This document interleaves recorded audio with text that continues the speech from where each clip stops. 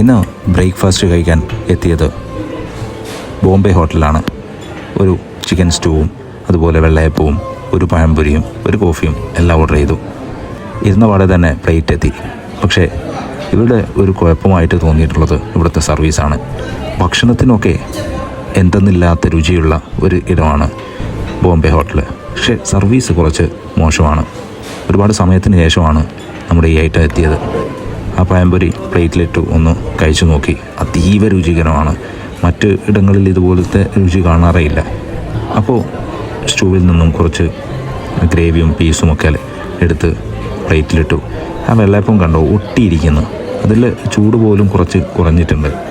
അത് വന്ന അല്ലെങ്കിൽ വേവിച്ച് ഇവിടെ എത്താനെടുത്ത സമയമാണ് അതിൻ്റെ പ്രശ്നമെന്ന് തോന്നി. അതാണ് സർവീസ് കുറച്ച് മോശമാണ് എന്ന് പറയാൻ കാരണം. പക്ഷേ രുചികരമാണ്. ആ ഗ്രേവിക്ക് കുറച്ച് ടേസ്റ്റ് കുറവായിട്ട് തോന്നി.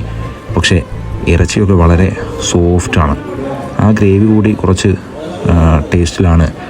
നമ്മൾ ഇതിൻ്റെ മുമ്പേ പാരഗണിൻ്റെ ആ ഒരു ചിക്കൻ സ്റ്റൂ ചെയ്തതാണ്.